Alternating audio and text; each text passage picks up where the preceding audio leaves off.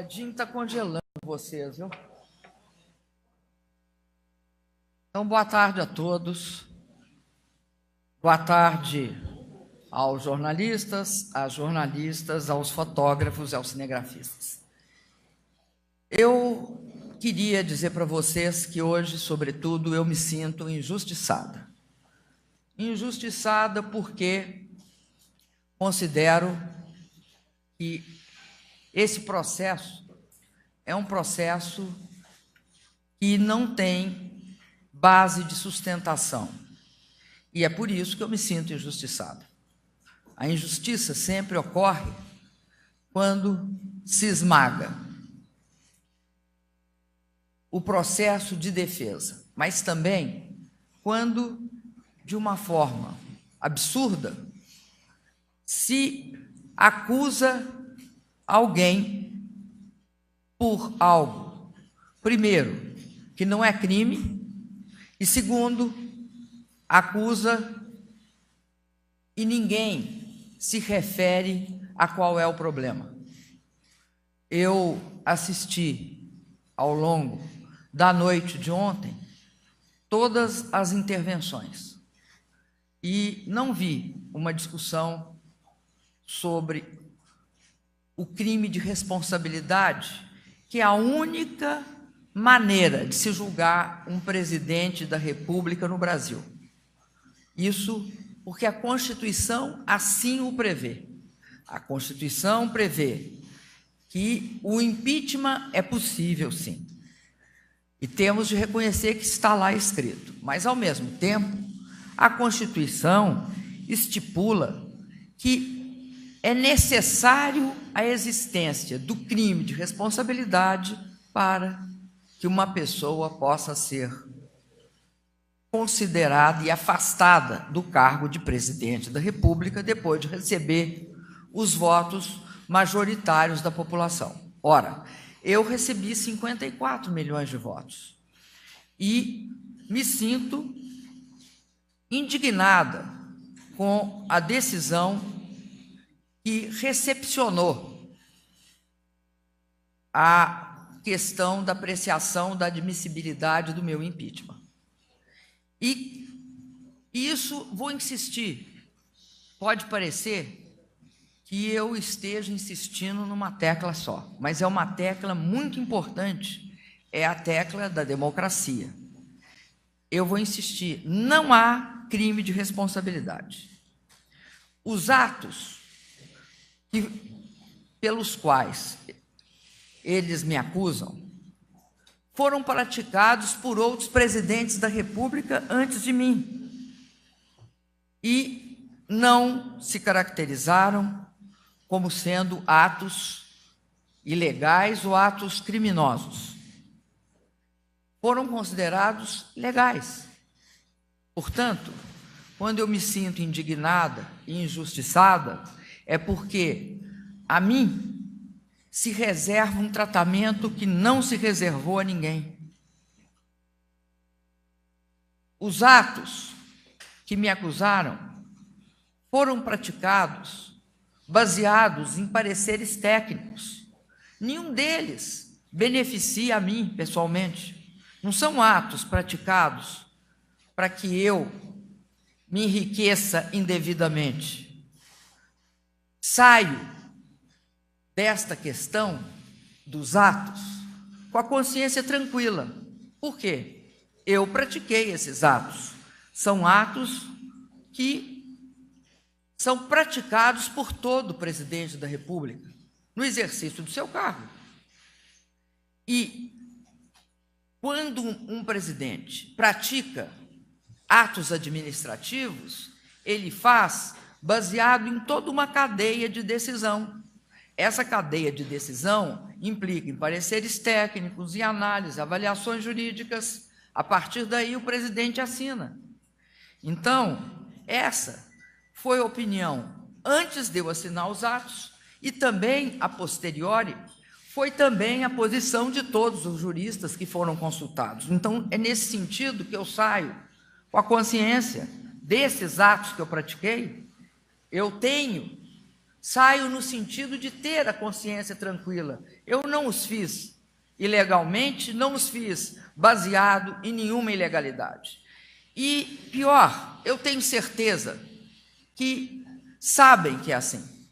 Todos sabem que é assim. Todos sabem. Além disso, é muito interessante porque não há contra mim nenhuma acusação de desvio de dinheiro público. Não há contra mim acusação de enriquecimento ilícito. Eu não fui acusada de ter contas no exterior. Por isso, eu me sinto injustiçada.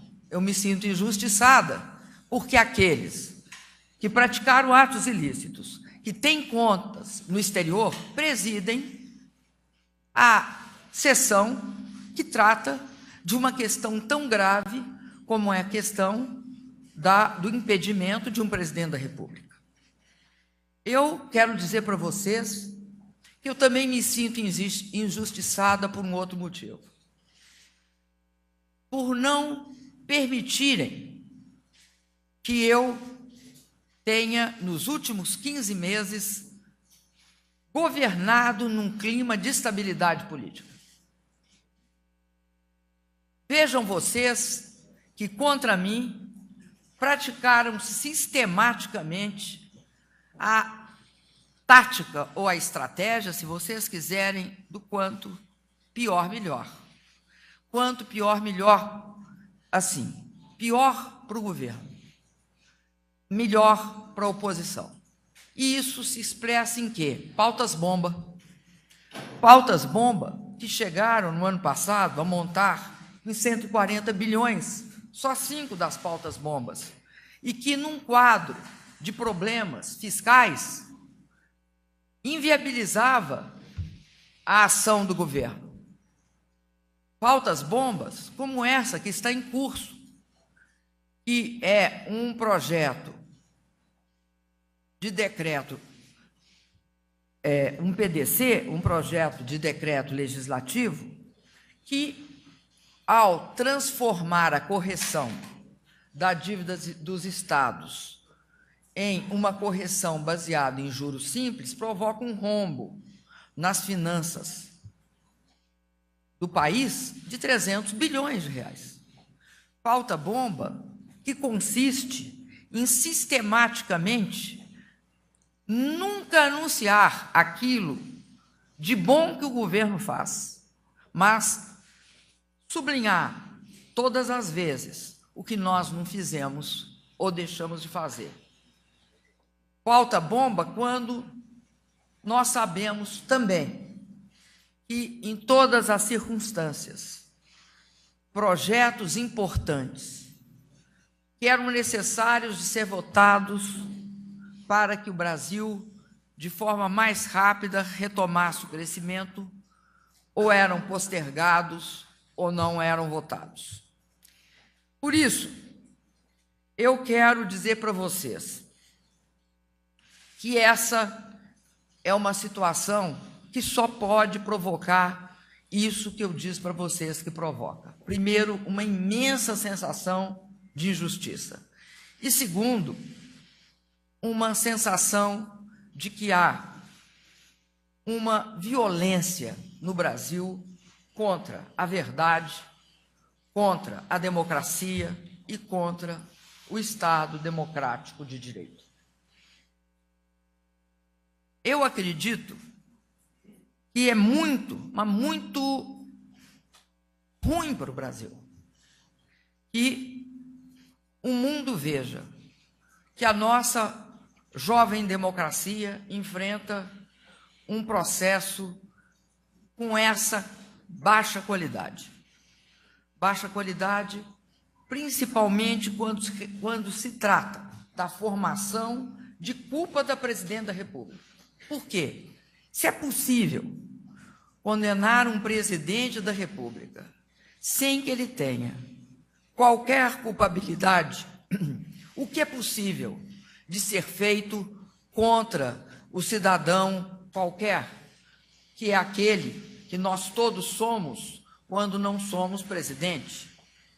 Ou seja, o que é possível fazer com o cidadão e a cidadã brasileira, que são, na verdade, os grandes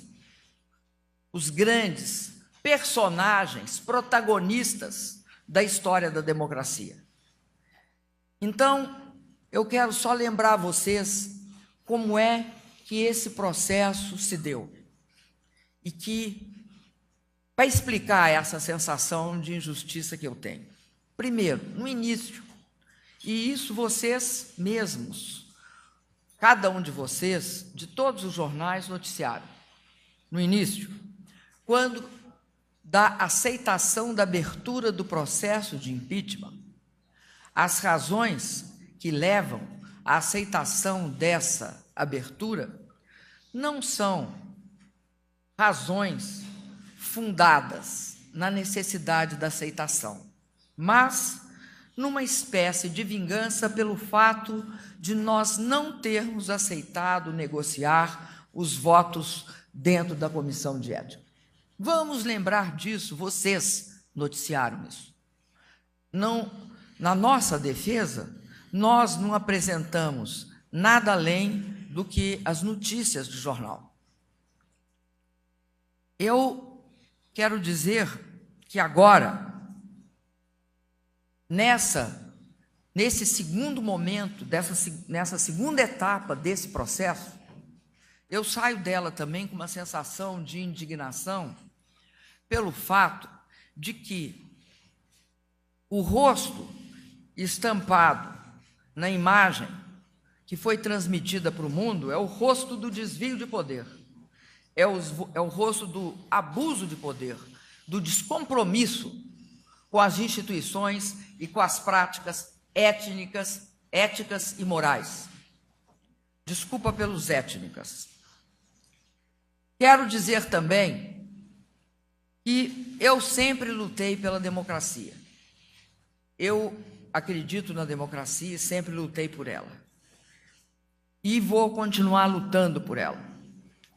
Eu, no passado, na minha juventude, enfrentei por convicção a ditadura. E agora eu também enfrento por convicção um golpe de Estado. Um golpe de Estado que não é um golpe tradicional da minha juventude, mas, infelizmente, é o golpe tradicional da minha maturidade. É o golpe em que se usa de uma aparência de processo legal e democrático para perpetrar, talvez, o mais abominável crime contra uma pessoa, que é a injustiça, é condenar inocente. Nenhum governo, eu tenho certeza disso, será legítimo, será um governo em que o povo pode se reconhecer nele como sendo produto da sua democracia, sem ser por obra do voto secreto, direto, numa eleição convocada previamente para este fim, na qual todos os cidadãos e as cidadãs brasileiras participam. Não se pode chamar de impeachment o que é uma tentativa de eleição indireta. Esta tentativa de eleição indireta, ela se dá porque aqueles que querem aceder ao poder não têm votos para tal. Além disso, acredito que é importante reconhecer que é extremamente inusitado, estranho, mas, sobretudo, é estarrecedor que um vice-presidente, no exercício do seu mandato, conspire contra a presidente, abertamente. Em nenhuma democracia do mundo, uma pessoa que fizesse isso seria respeitada, porque a sociedade humana, ela não gosta de traidor. Por que ela não gosta de traidor? Porque cada um de nós sabe também a injustiça e a dor que se sente quando se vê a traição no ato. Assim, eu quero dizer para vocês, encerrando a minha parte e passando para vocês as perguntas. O mundo e a história observam cada ato praticado nesse momento. Nós sabemos, todos nós, que vivemos tempos muito difíceis, mas tempos históricos. Geralmente, nos tempos muito difíceis, a história está presente. Por isso, eu quero dizer para vocês que o mundo e a história nos observam. Eu tenho ânimo, força e coragem suficiente para enfrentar, apesar que com um sentimento de muita tristeza, essa injustiça. Mas eu tenho força, ânimo e coragem. Eu não vou me abater. Eu não vou me deixar paralisar por isso. Eu vou continuar lutando. E vou lutar como fiz toda a minha vida. Ao longo de toda a minha vida. Aliás, eu comecei lutando numa época em que era muito difícil lutar. Era a época da ditadura aberta, escancarada, aquela que te torturava fisicamente e que matava e tirava a vida de pessoas, companheiros teus. Agora eu vivo na democracia. De uma certa forma, né, eu estou tendo meus sonhos torturados, meu direito torturado. Agora, não vão matar em mim a esperança, porque eu sei que a democracia é sempre o lado certo da história. E isso, quem me ensinou foi a história do meu país. Foram centenas, dezenas, milhares de pessoas que ao longo da minha geração, do meu período de vida, lutaram pela democracia. Por isso, podem ter certeza, eu continuarei lutando e vou enfrentar todo o processo. Vou participar e me defender junto ao Senado. Tenho certeza que nós teremos a oportunidade de nos defender no Senado. E quero dizer aos senhores que, ao contrário do que uns anunciaram, não começou o fim. Nós estamos no início da luta. Esta luta, ela será muito longa e demorada. Ela não é simples e exclusivamente uma luta que envolve o meu mandato. Essa parte é muito importante para a democracia. O meu mandato não é por mim, mas é pelos 54 milhões de votos que eu tive. Mas, além disso, é uma luta também de todos os brasileiros, mesmo daqueles que criticam o meu governo ou que não o apoiam. Uma luta pela democracia em nosso país. Sem democracia não há e não haverá crescimento econômico. Sem democracia não há nem haverá a capacidade da gente retomar o crescimento, criar empregos e continuar com as políticas de inclusão social, Bolsa Família, Minha Casa Minha Vida, ProUni, FIES, enfim, todas as políticas que desenvolvemos nos últimos anos. Por isso, a democracia será sempre o lado certo da história. Com a palavra, os senhores. Presidente, boa tarde. André Barrocal, revista Carta Capital. Eu tenho duas perguntas. A primeira, o fator ressentimento foi muito determinante no resultado ontem na votação do impeachment da Câmara. Um ressentimento acumulado entre os deputados ao longo de 5 anos do seu governo em relação ao padrão de tratamento dispensado pelo seu governo ao Congresso. Eu gostaria de saber se a senhora se arrepende do modo como lidou com o Congresso ao longo desses 5 anos. A segunda pergunta, existem informações de que empresários cederam jatinhos para trazer e garantir deputados a Brasília e garantir quórum. Isso foi dito pelo ex-ministro Eliseu Padilha a um jornal. Eu queria saber o que a senhora pensa da atuação do poder econômico no processo de impeachment. Barrocal, eu gostaria de te dizer o seguinte. Eu acho, eu não vi bem esses argumentos na votação de ontem. Olha que eu acompanhei tudo. Eu vi na votação vários argumentos.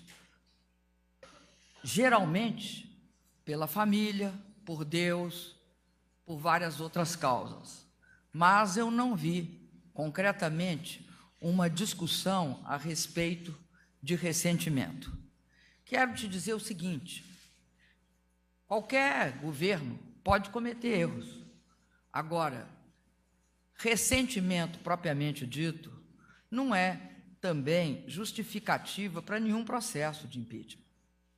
Nós, no Brasil, temos de procurar um padrão de seriedade maior quando se trata da democracia. Ressentimento pode haver entre pessoas, né? Eu fico ressentida porque alguém não me ligou, né? Não me cumprimentou. Agora, nesse caso, eu acredito que as razões são outras.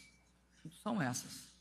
Acho que nós temos, de fato, um processo com uma hegemonia muito forte do presidente da Câmara, que conduziu esse processo como quis, a não ser quando nós entramos junto ao Supremo Tribunal Federal e pedimos para que se dissesse claramente como era o rito. Mas, de qualquer maneira, passando já para a sua segunda pergunta, se isso ocorreu, eu acho que os órgãos competentes têm de investigar. E tenho certeza que no Brasil, mesmo com essas falhas que nós temos na nossa democracia, ao mesmo tempo nós temos também uma institucionalidade forte. Tenho certeza que, se houve, será investigado, divulgado e explicitado. Se houve, é lamentável. Leandro Prazeres, do UOL. Gostaria de fazer duas perguntas à senhora. A primeira é: a senhora, diante do agravamento da crise, a senhora estuda a possibilidade, a senhora estaria disposta a reduzir o seu mandato e convocar, propor eleições junto ao Congresso? E a minha segunda pergunta é: a senhora fez uma comparação entre o período em que a senhora foi torturada e as tensões que a senhora vem sofrendo nesse momento diante de toda essa crise. É possível comparar o que foi pior? Sem sombra de dúvida, a ditadura é 1 milhão de vezes pior. Até porque, na ditadura, não é só você que é torturado. As pessoas, o cidadão comum, não tem direito a nada, não tem liberdade de imprensa, não tem liberdade de expressão, a pessoa não pode reivindicar um salário maior, que ela é presa. Enfim, a ditadura é, sem sombra de dúvida, o pior dos mundos.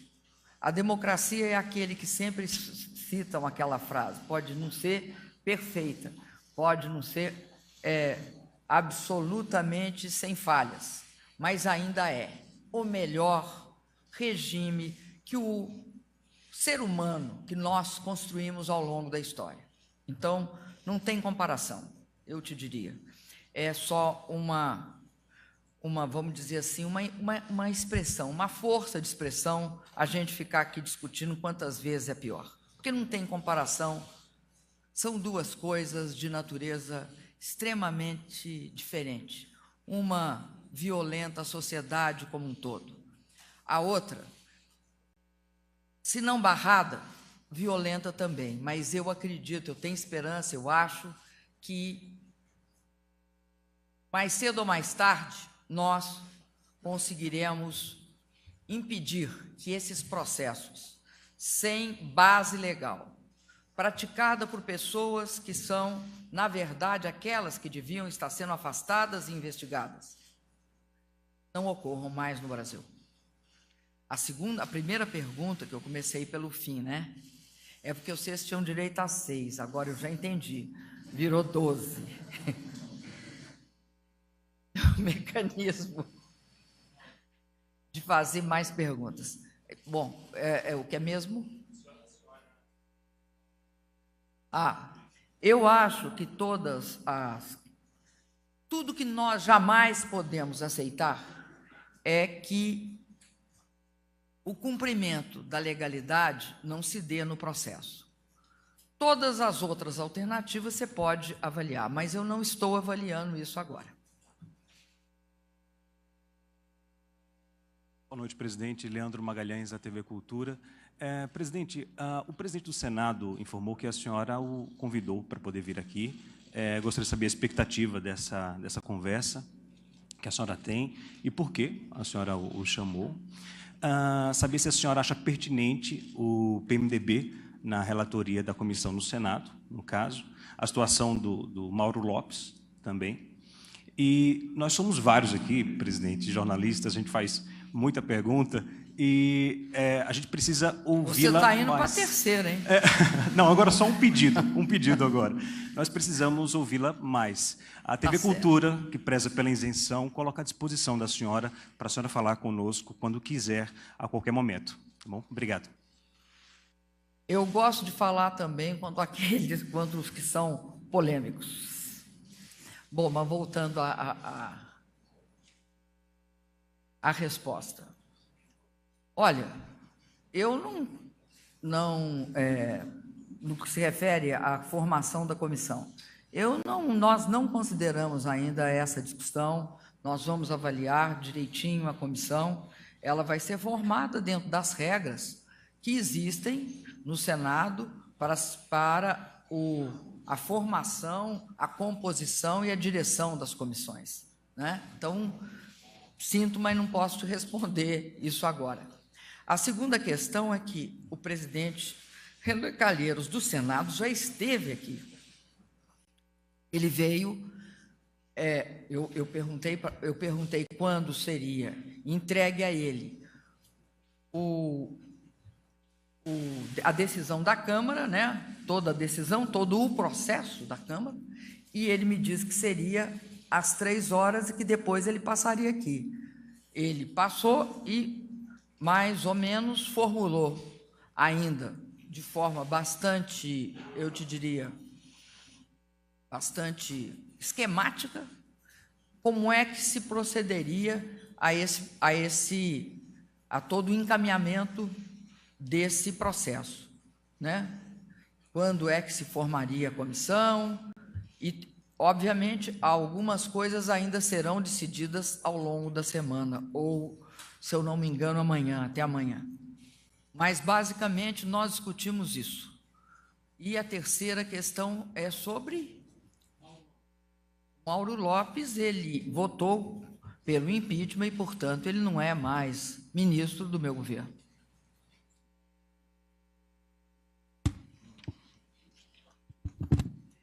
Boa noite, presidente. Felipe Matoso, do Portal G1.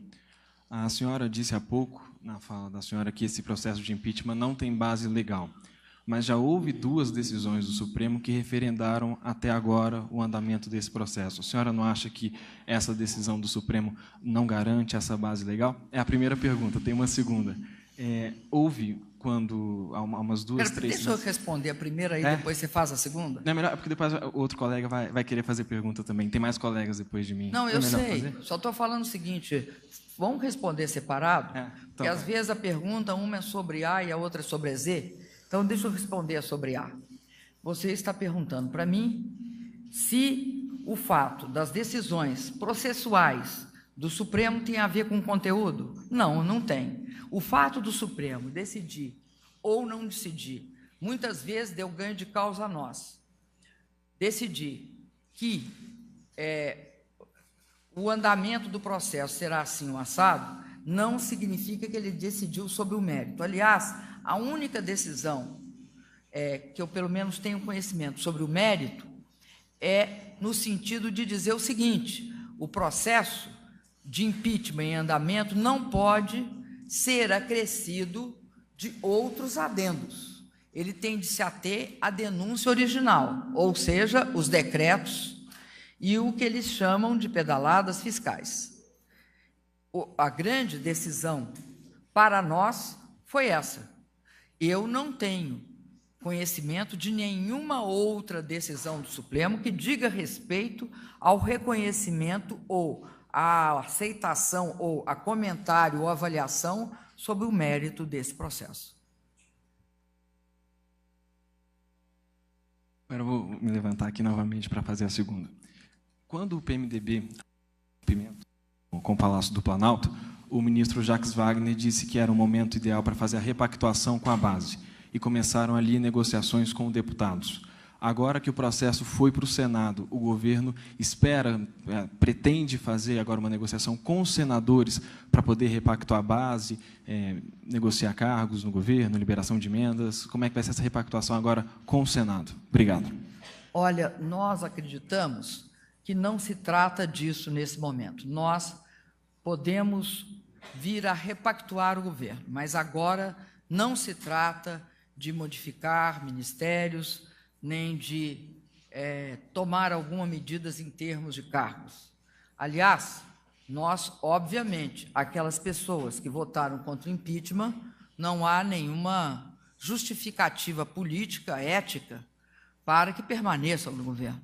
Não podem permanecer no governo por uma simples questão de consequência dos seus próprios atos. Estranho seria o contrário. Presidente, boa tarde. Catarina Lencastre, do Jornal Globo, tudo bem? Eu queria fazer duas perguntas, são bem curtinhas. É bonita, Catarina. Obrigada. Se for necessário, eu repito a segunda pergunta.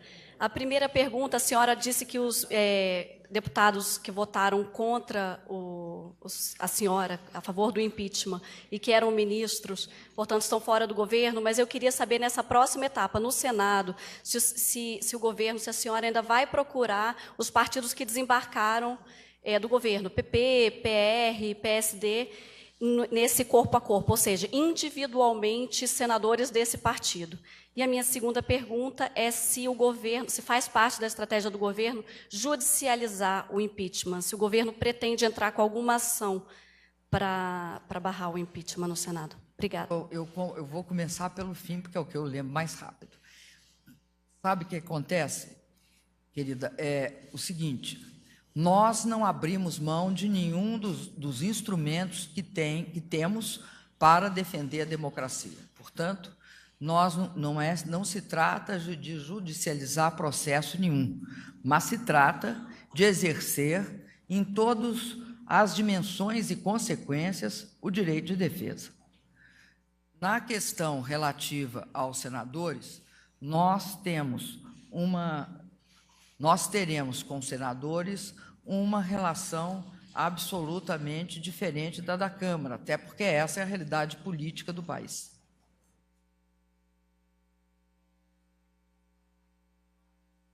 Nós teremos sempre uma interlocução muito qualificada com os senhores senadores. Presidente, boa tarde. Andréia Jubé, Jornal Valor Econômico. Eu também queria fazer duas perguntas. Dando tudo certo, se a senhora conseguir arquivar esse processo no Senado, a senhora pretende fazer mudanças na equipe econômica e anunciar novas medidas na economia para dar ânimo e ajudar a retomar o crescimento?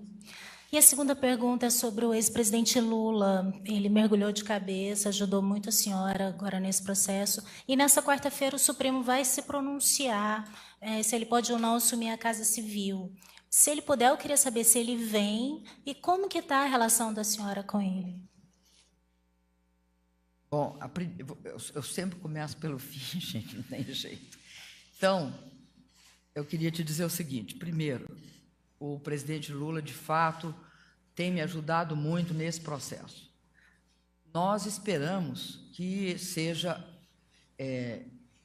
nessa semana, autorizado a vinda dele para a chefia da Casa Civil da Presidência da República. E a gente espera também que isso ocorra ainda esta semana. Certamente ele virá. A minha relação com o presidente Lula é a mesma de sempre. Nós somos companheiros e companheiros especiais, porque ao longo dos últimos anos nós trabalhamos juntos durante 6, 7 anos, diuturnamente. E também agora voltamos a trabalhar junto, não é tão diuturnamente, porque ele ainda não é ministro-chefe da Casa Civil, mas eu espero que ele possa vir a dar uma grande contribuição. Aí eu passo para a primeira metade da pergunta. Eu acredito que será necessário um grande rearranjo do governo. Acho que nós teremos um outro governo, no sentido de que vamos construir um novo caminho. Na verdade, eu estou enfrentando, já enfrentei o 3º turno, vou entrar no 4º turno, né? Eu enfrentei o 1º, o 2º, o 3º, agora vou para o 4º turno. Então, depois do 4º turno, também, além das medidas que nós já anunciamos e que eu tenho certeza que são importantes, nós lançaremos outras medidas.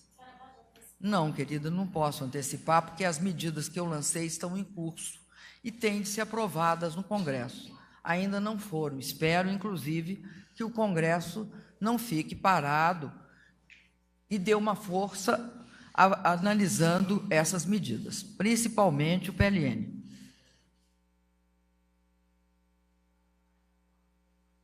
Já foram encerradas, agora não tem direito ao 3º turno de perguntas.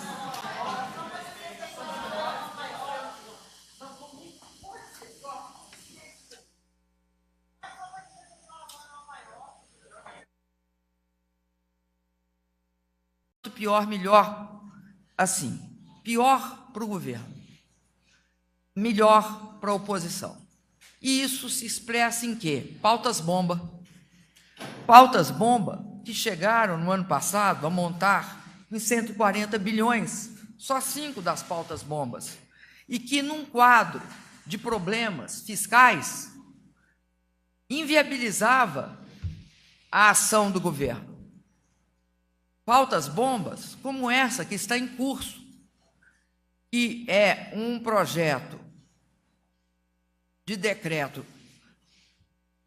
um PDC, um projeto de decreto legislativo, que, ao transformar a correção da dívida dos estados em uma correção baseada em juros simples, provoca um rombo nas finanças do país de 300 bilhões de reais.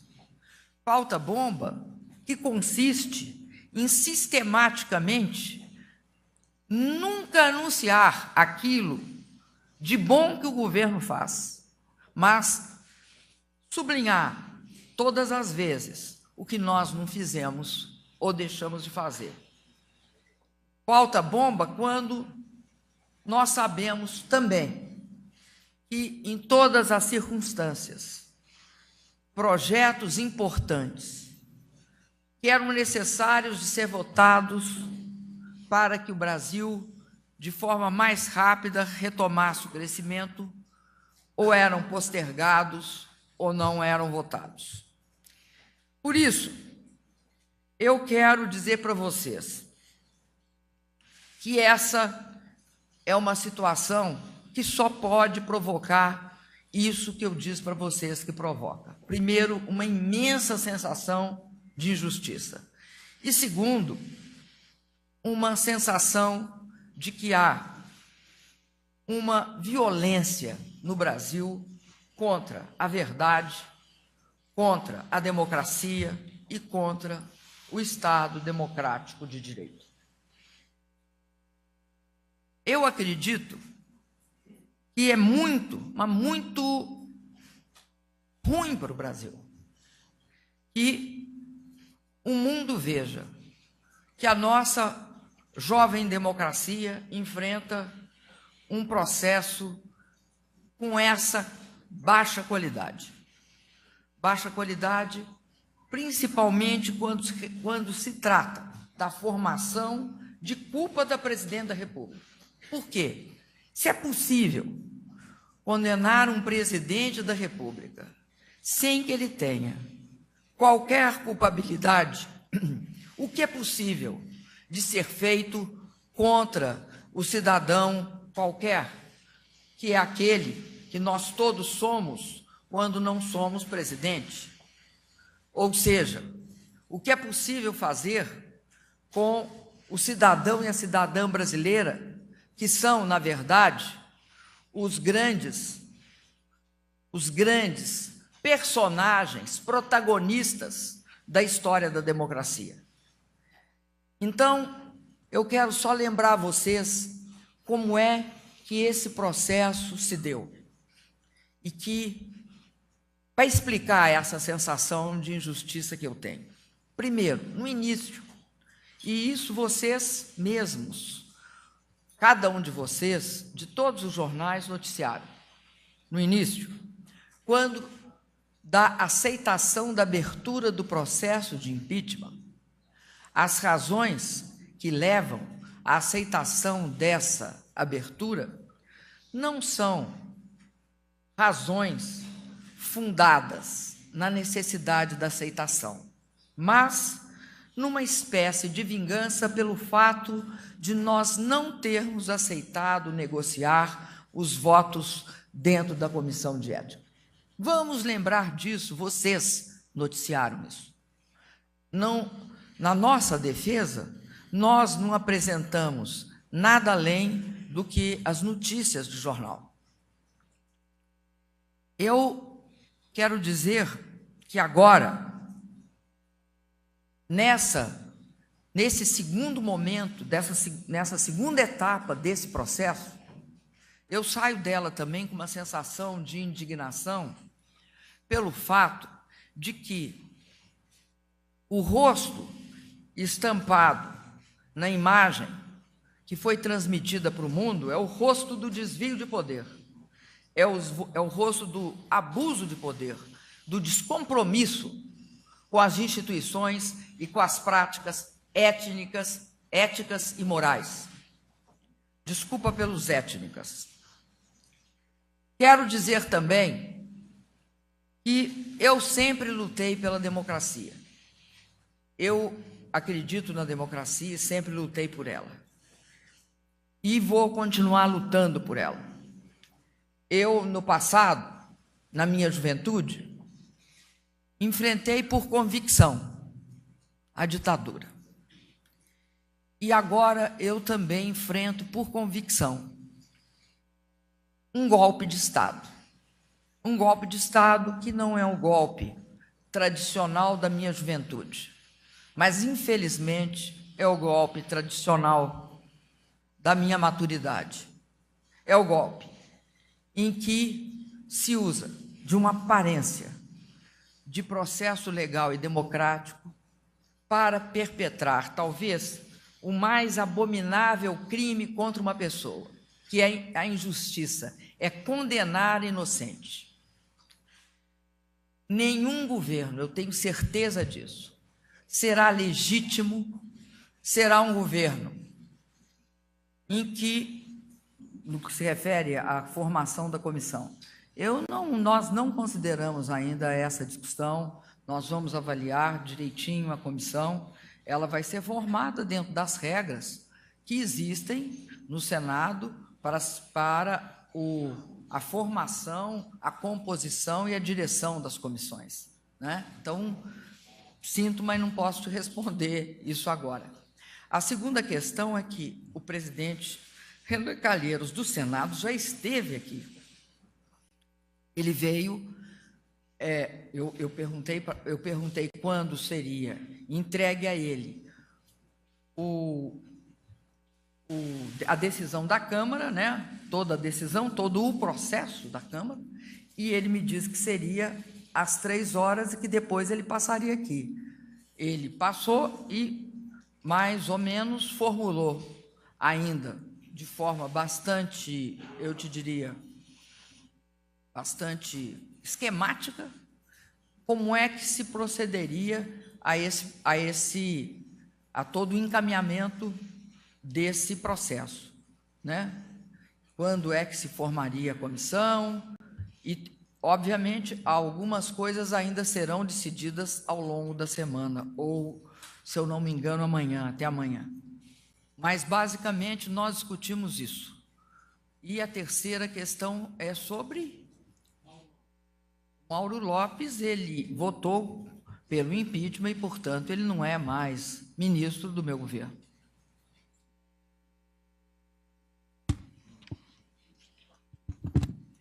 Boa noite, presidente. Felipe Matoso, do Portal G1. A senhora disse há pouco, na fala da senhora, que esse processo de impeachment não tem base legal, mas já houve 2 decisões do Supremo que referendaram até agora o andamento desse processo. A senhora não acha que essa decisão do Supremo não garante essa base legal? É a primeira pergunta. Tem uma segunda.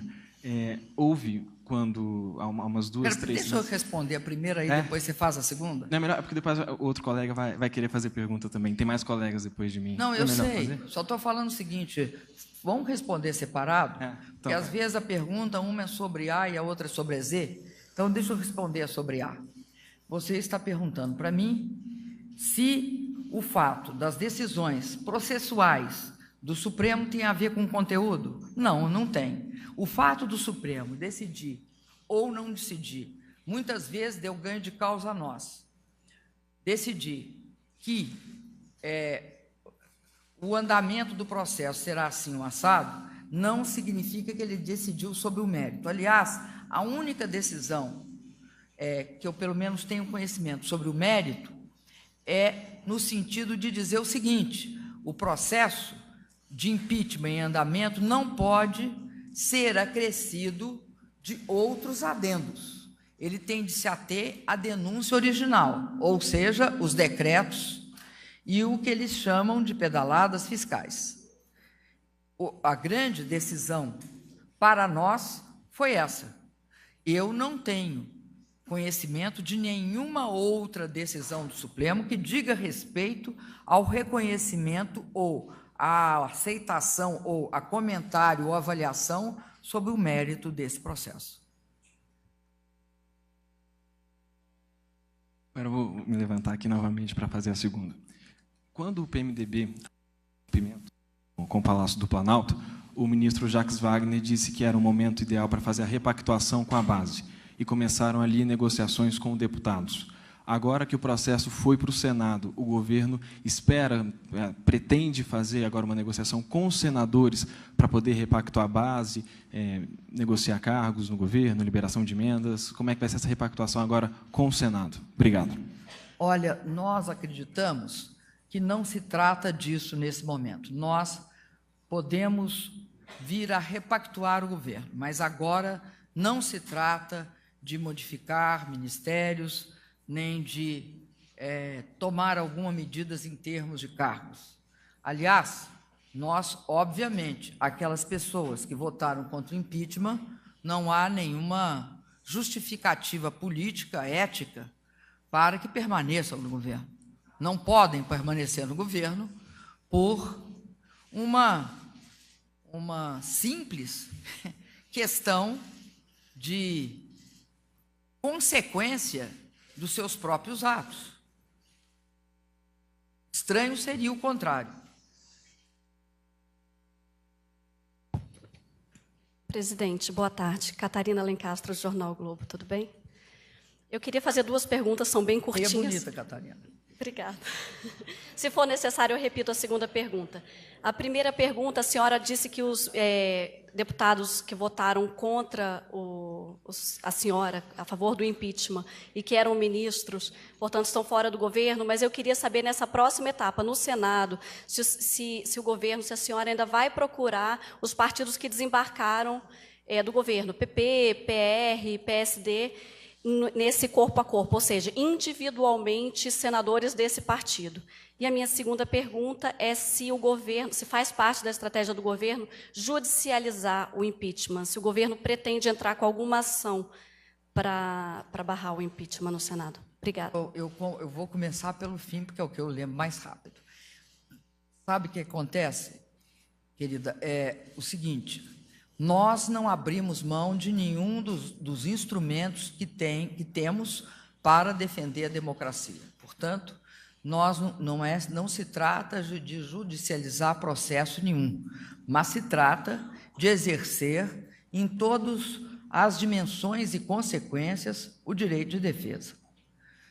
Na questão relativa aos senadores, nós teremos com os senadores O Edinho está congelando vocês, viu?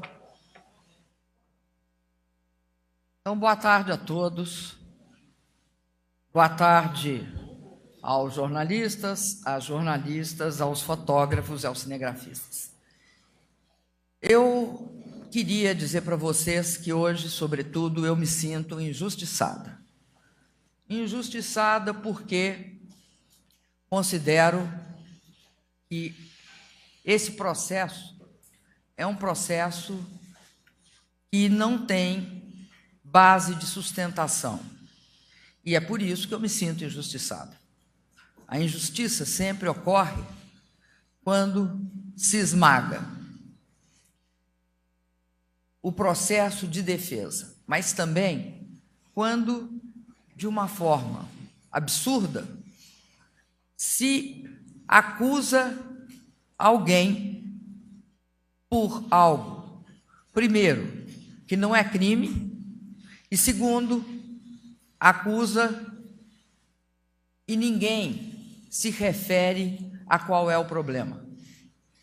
Eu assisti ao longo da noite de ontem todas as intervenções e não vi uma discussão sobre o crime de responsabilidade, que é a única maneira de se julgar um presidente da República no Brasil.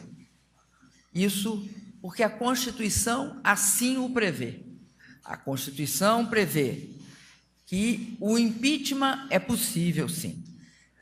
E temos de reconhecer que está lá escrito. Mas, ao mesmo tempo, a Constituição estipula que é necessário a existência do crime de responsabilidade para que uma pessoa possa ser considerada e afastada do cargo de presidente da República depois de receber os votos majoritários da população. Ora, eu recebi 54 milhões de votos e me sinto indignada com a decisão que recepcionou a questão da apreciação da admissibilidade do meu impeachment. E isso, vou insistir, pode parecer que eu esteja insistindo numa tecla só, mas é uma tecla muito importante, é a tecla da democracia. Eu vou insistir, não há crime de responsabilidade. Os atos pelos quais eles me acusam foram praticados por outros presidentes da República antes de mim e não se caracterizaram como sendo atos ilegais ou atos criminosos. Foram considerados legais. Portanto, quando eu me sinto indignada e injustiçada, é porque a mim se reserva um tratamento que não se reservou a ninguém. Os atos que me acusaram foram praticados baseados em pareceres técnicos. Nenhum deles beneficia a mim pessoalmente. Não são atos praticados para que eu me enriqueça indevidamente. Saio desta questão dos atos com a consciência tranquila. Por quê? Eu pratiquei esses atos. São atos que são praticados por todo presidente da República no exercício do seu cargo. E quando um presidente pratica atos administrativos, ele faz baseado em toda uma cadeia de decisão. Essa cadeia de decisão implica em pareceres técnicos, em análise, avaliações jurídicas. A partir daí, o presidente assina. Então, essa foi a opinião antes de eu assinar os atos e também, a posteriori, foi também a posição de todos os juristas que foram consultados. Então, é nesse sentido que eu saio com a consciência desses atos que eu pratiquei. Saio no sentido de ter a consciência tranquila. Eu não os fiz ilegalmente, não os fiz baseado em nenhuma ilegalidade. E, pior, eu tenho certeza que sabem que é assim. Todos sabem que é assim. Todos sabem. Além disso, é muito interessante porque não há contra mim nenhuma acusação de desvio de dinheiro público. Não há contra mim acusação de enriquecimento ilícito. Eu não fui acusada de ter contas no exterior. Por isso, eu me sinto injustiçada. Eu me sinto injustiçada porque aqueles que praticaram atos ilícitos, que têm contas no exterior, presidem a sessão que trata de uma questão tão grave como é a questão do impedimento de um presidente da República. Eu quero dizer para vocês que eu também me sinto injustiçada por um outro motivo. Por não permitirem que eu tenha, nos últimos 15 meses, governado num clima de estabilidade política. Vejam vocês que, contra mim, praticaram sistematicamente a tática ou a estratégia, se vocês quiserem, do quanto pior, melhor. Quanto o povo pode se reconhecer nele como sendo produto da sua democracia, sem ser por obra do voto secreto, direto, numa eleição convocada previamente para este fim, na qual todos os cidadãos e as cidadãs brasileiras participam. Não se pode chamar de impeachment o que é uma tentativa de eleição indireta. Esta tentativa de eleição indireta, ela se dá porque aqueles que querem aceder ao poder não têm votos para tal. Além disso, acredito que é importante reconhecer que é extremamente inusitado, estranho, mas, sobretudo, é estarrecedor que um vice-presidente, no exercício do seu mandato, conspire contra a presidente, abertamente. Em nenhuma democracia do mundo, uma pessoa que fizesse isso seria respeitada, porque a sociedade humana, ela não gosta de traidor. Por que ela não gosta de traidor? Porque cada um de nós sabe também a injustiça e a dor que se sente quando se vê a traição no ato.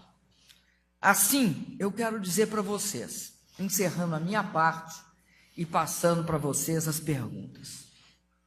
O mundo e a história observam cada ato praticado nesse momento. Nós sabemos, todos nós, que vivemos tempos muito difíceis, mas tempos históricos. Geralmente, nos tempos muito difíceis, a história está presente.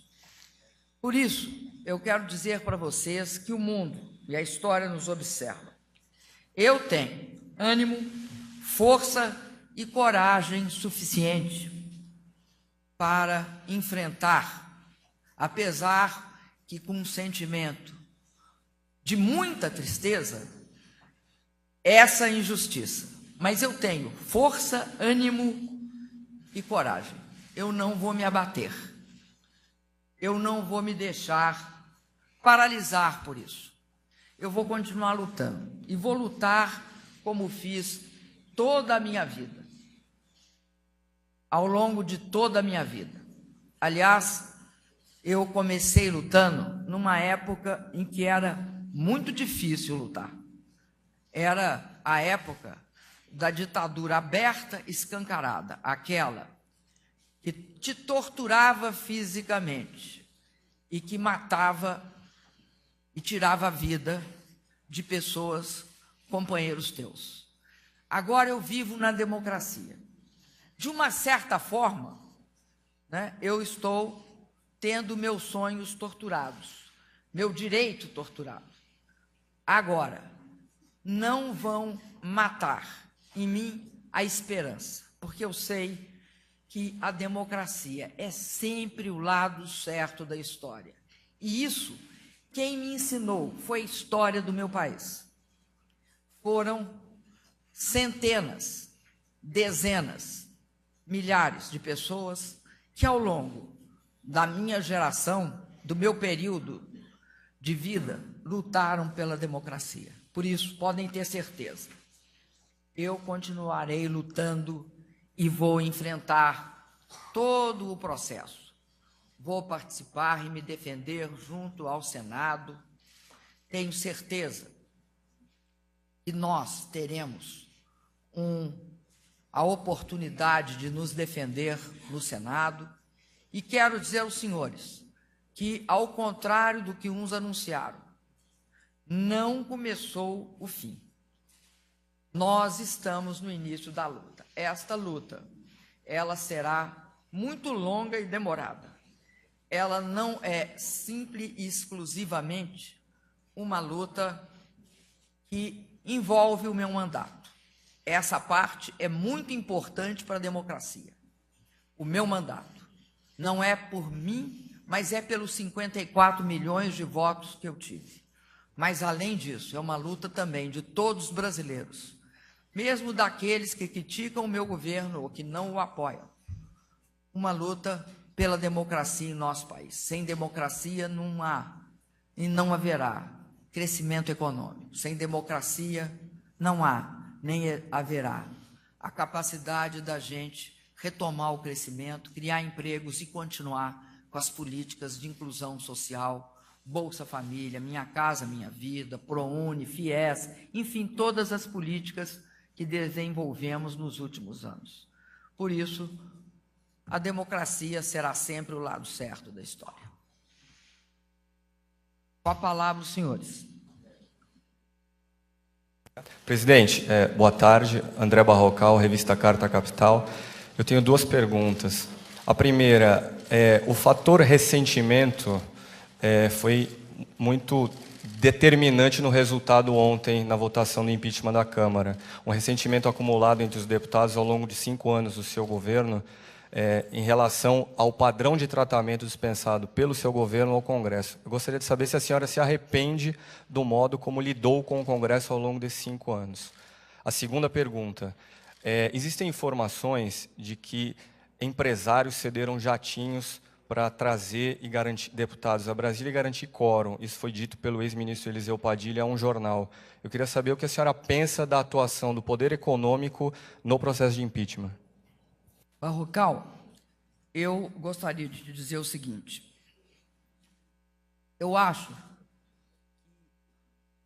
eu não vi bem esses argumentos na votação de ontem. Olha que eu acompanhei tudo. Eu vi na votação vários argumentos. Geralmente, pela família, por Deus, por várias outras causas. Mas eu não vi, concretamente, uma discussão a respeito de ressentimento.